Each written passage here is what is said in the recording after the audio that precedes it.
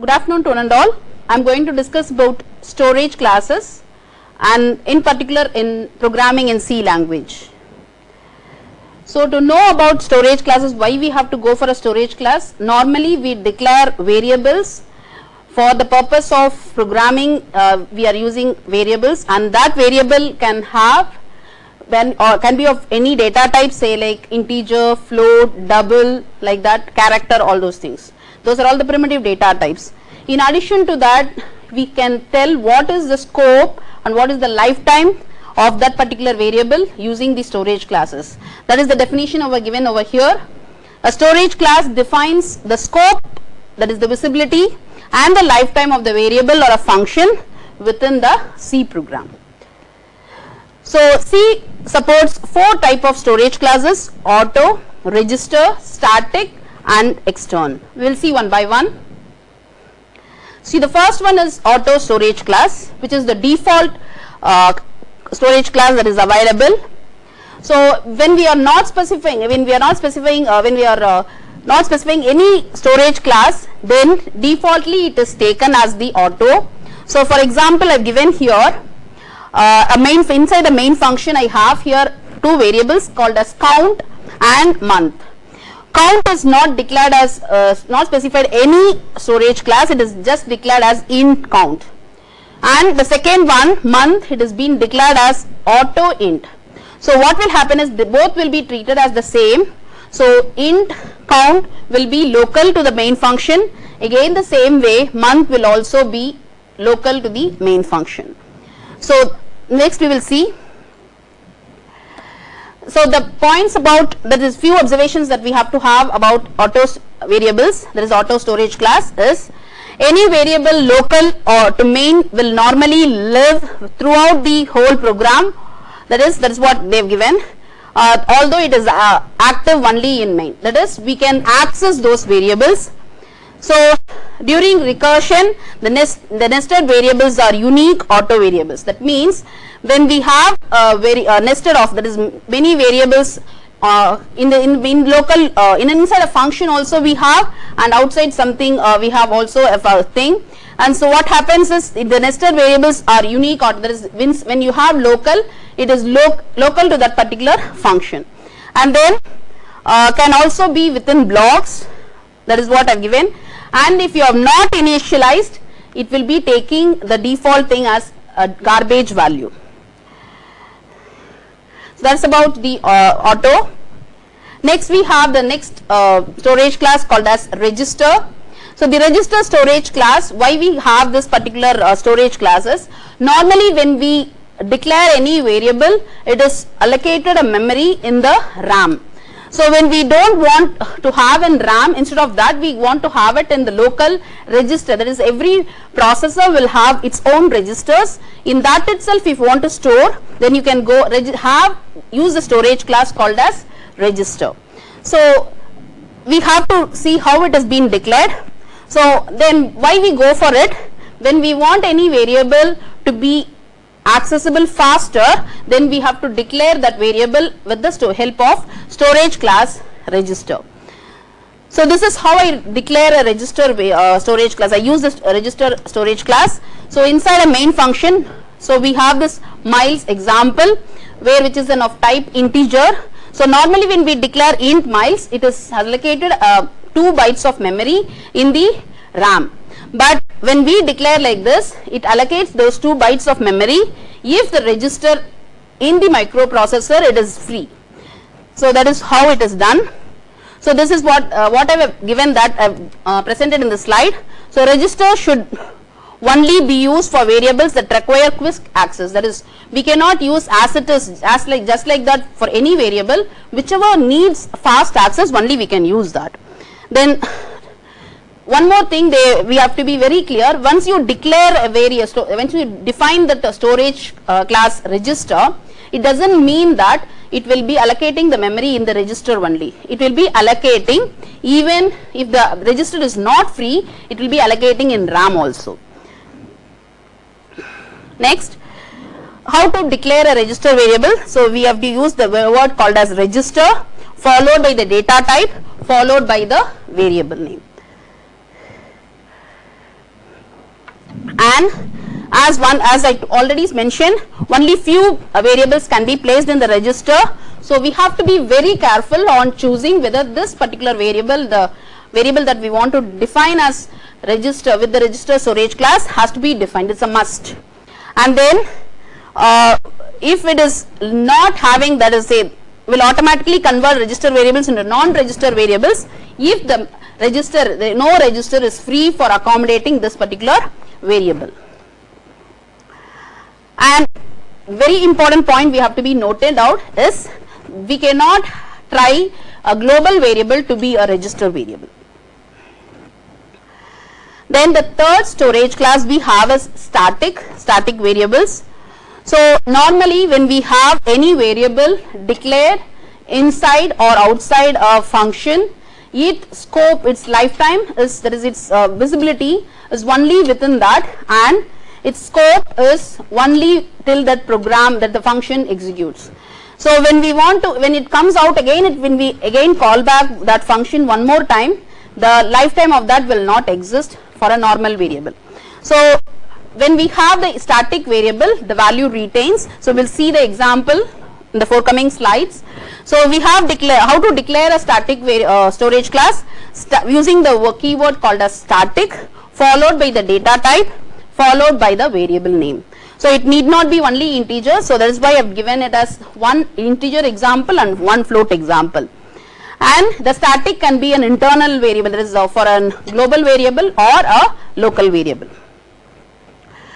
And the lifetime, that is, it is entire program we can execute, we can retain the value, and then it is used, it is defined using the keyword static. And very important point that we have to note it down is it is automatically initialized to a value 0. And it can be also used with the other storage classes like auto and extern. So we have, that is what the same point I have given here, it can exist within a block or outside a block. So first we will see there are two types, I told you, that is, it can be an external static variable or an internal static. So when we have it as external, that means that the variable, static variable, is defined outside any function. So we'll see an example. Here we have the function, normally we have a program like this where we have a main function where I am declaring a variable called as yum, which I have not specified anything. So it is just a normal local variable. Then I have given a function 2 I am calling. So the function 2 is defined here where I have again declared the variable called as yum, which is having the value 100. And again I am making a call, function call to the function 1. So the control transfers to the function 1, where in the function 1, once again I am declaring a local variable m, which is having the value 10. So what happens is, it will be first printing out, in the function 1 I have a printf statement, that will be printed first, where it will be getting only the local variable. So it will not go for the main function, whatever it is there.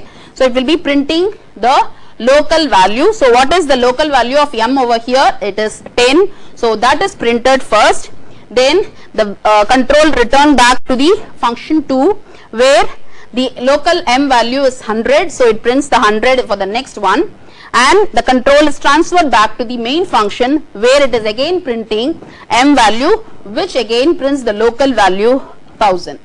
So it will be printing the output as 10, 100 and 1000. So this is how you will be having a normal variable. So we will go for the one called as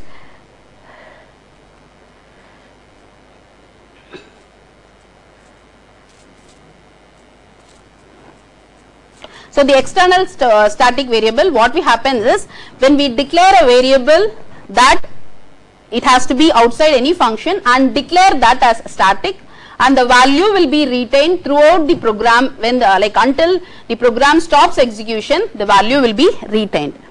The next one is internal static variable. This is within a function I am going to declare a variable as static. So what happens is, it can be accessed only by that function, but the value will be retained till the end of the execution. So we will see an example here. I have a main function. In that I am having a variable called as I, and that I am executing, that is I am having a loop, for loop, which executes from I to is equal to 1 till 3. So I will be having the variable which has 3 times, that is the I variable will be initially with the value 1. So it executes, it calls, makes the function calls start. So it will be the control will transfer to the start function, where I have declared a variable called as x, which is of type integer, and it is having the storage class static. So I am incrementing the x value in the next line. What happens? The next line, so now initially the value is 0. So what happens when I increment by 1? It will become 1. Now the next line I am trying to print it out. So it will be printing out the value 1, because the x value, current x value is 1. Now it will transfer the control back to the main function, where I value will become 2 now, because I plus plus I have given. So it will become 2. So now what happens? It again makes the call for the function start. So it comes back to the start function, where I have declared the variable as static. So what happens is it retains the value. If it is not declared as static, again it will initialize it to 0, and it will again increment to 1 only. But now as it is declared as static storage class, what happens? It retains the value. What was the previous value of x? 1. So now it will become 1 plus 1, which was 2. So x value will be 2 now. So while printing, it will print x as 2. Again the control transfer back to the main function, and what happens? The I value will become 3 now. Again it makes a call to the start function. Now as I already mentioned you, it will retain the value.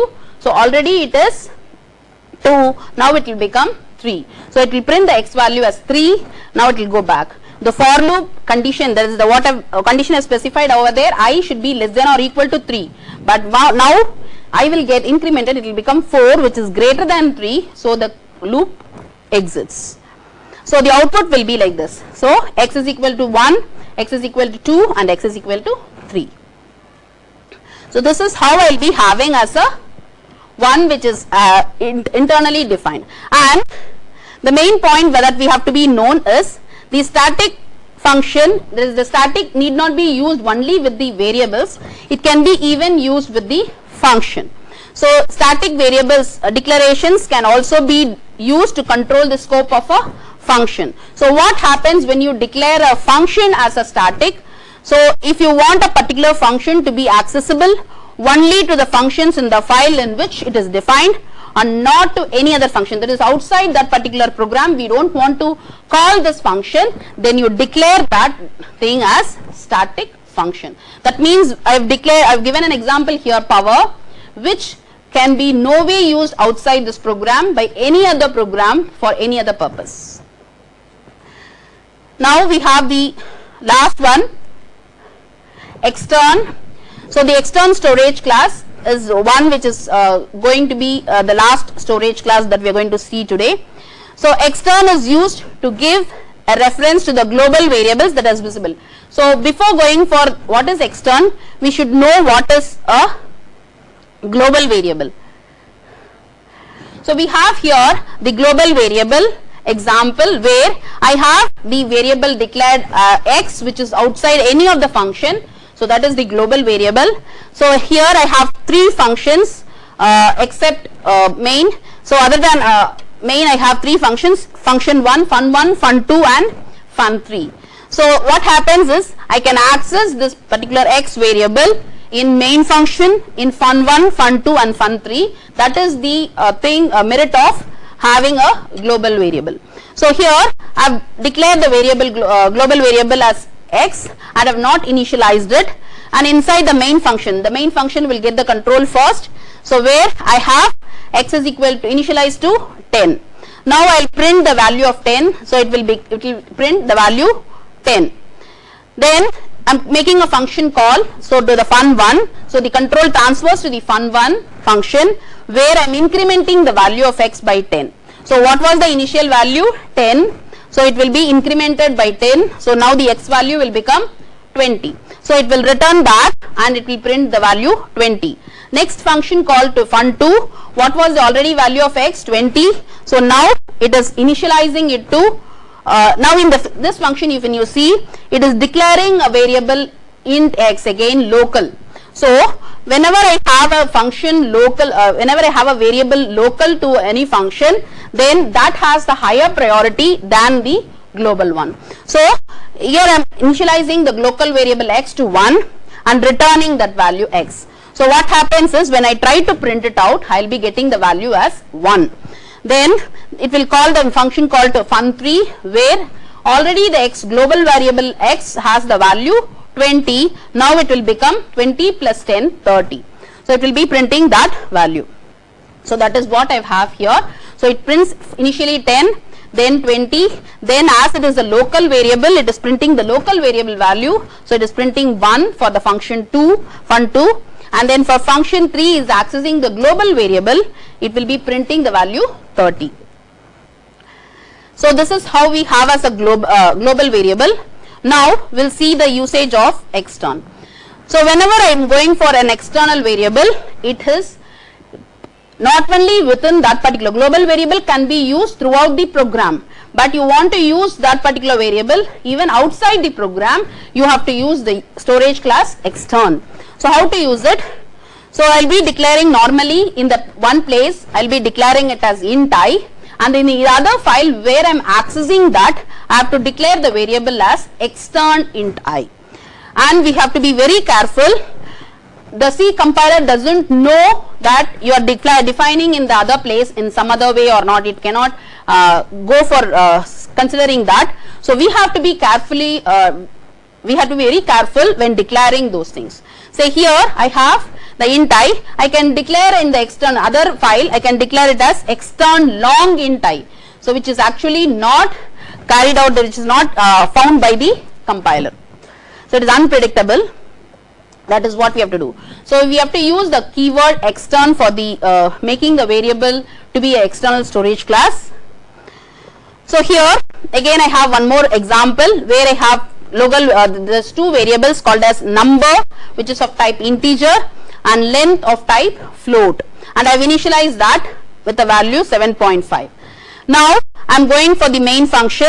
I have three functions here, main, function 1 and function there is a function, two functions I have, function 2. So what happens is I will be having, I can access the values in all these three functions, main, function and function 1. Now when I have here the same thing, whatever we have seen as a global variable, I am having here. So I am having a variable called as count, which is global, and I am initializing that to 10 in the main function. Now here I am declaring as a local variable again in the function. So what happens with that, it is local to that particular function. So already whatever we have seen, that is what there. So this count is equal to count plus 1 will be getting incremented only the local count variable, not the global one. So this we have already seen. Now I have here the initially we can have like this. So here we have seen till now only the global variables, we have not seen the external variable. So I am declaring a function a variable called as y, which is outside, and I am using it inside, that is I am initializing the variable. What happens is the main is accessing a variable where it has been declared outside after that, so it will not know what that variable it is, so it will give you a error. So how to declare the right way of declaring an external variable? So I have a variable called as int y, and then inside the main function it is actually should be defined as extern int y. So this is how I can use an external variable. So wherever you declare normally, and whenever you are going to use it somewhere, you have to declare it as a external variable. So this is again one more example I have. So in multiple files I am accessing it. So the previous example was within a file, and this one in multiple files. So here in the file 2 I have the variable called as m declared, and that when I want to use it in the file 1, I am declaring it as int extern int m. So this variable is which is being defined in the file 2 can be also accessible by the file 1. Now again I have the one more thing I have here, where I have in file 1 the variable m declared, and I can have so many other variables used, and in file 2 I am going to use it. So why I am having these two examples is, even the other variables whatever you are having, it's all local, only the global variables, that is the external variables, can be accessed by other files. And generally when we go for any storage class, we go for having it's as scope, the linkage and the duration. So we have all these three things to be taught. So inside a block, whenever I have the variable declared, it is normally automatic, that is auto storage class, and it is having a block scope, that is within that block it can be accessible.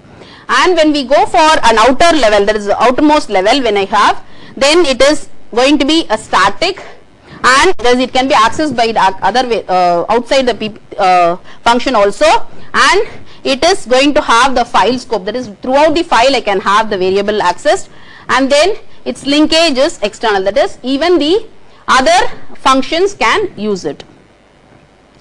So I have a chart where it is describing about every storage class, where it is allotted the space, what is the default value, what is the scope and the life. And when you see this one, the other than there is auto will have a garbage value, register will also have a garbage value, default value initialized, static and external will have the default value initialized to 0, and all the other will have the space allocation in memory, but a register will have, if the register is free, it will be having in the register, CPU register, and except extern, all the other three will be having the scope as local scope, that is wherever it is defined only it can be accessed, visible to that particular block or function. And the life, you can see here, auto, within the block it will be available, same way the register, and the static, it can be retained within invocations, that means whenever it is repeatedly called it can have the value retained. Extern, alive throughout the program till it exits, it will be retaining that value.